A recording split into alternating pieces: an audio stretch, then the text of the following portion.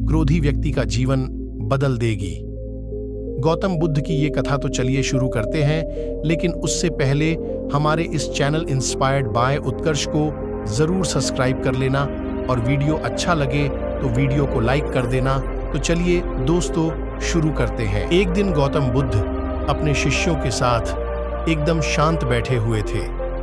उन्हें इस प्रकार बैठे हुए देख शिष्य चिंतित हुए कि कहीं वह अस्वस्थ तो नहीं है।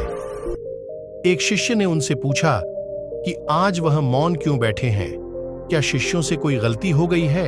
इसी बीच एक अन्य शिष्य ने पूछा कि क्या वह अस्वस्थ हैं, पर बुद्ध मौन रहे। तभी कुछ दूर खड़ा व्यक्ति जोर से चिल्लाया, आज मुझे सभा में बैठने की अनुमति क्यों नहीं दी गई है? बुद्ध आंखें बंद करके ध्यान मग्न हो गए।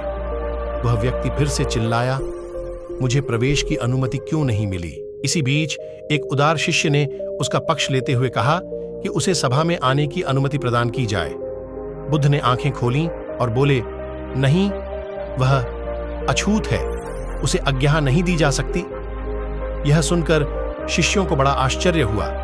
बुद्ध उनके मन का भाव समझ गए और बोले, हाँ, वह अछूत है। इस पर कई शिष्य बोले, हमारे आश्रम में जात पात का कोई भेद ही नहीं, फिर वह अछूत कैसे हो गया?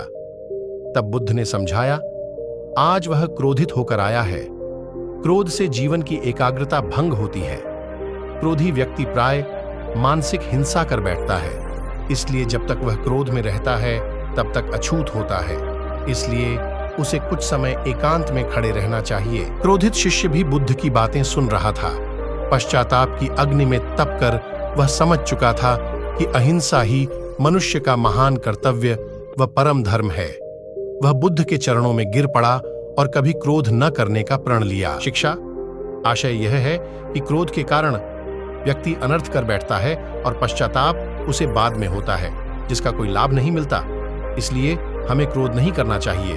असल मायने में क्रोधित व्यक्ति अछूत हो जाता है और उसे अकेला छोड़ देना चाहिए। क्रोध करने से तन, मन और धन तीनों की हानि होती है। क्रोध से ज्यादा हानिकारक कोई और वस्तु नहीं है। तो दोस्तों, कहानी कैसी लगी हमें कमेंट बॉक्स में जरूर बताएं।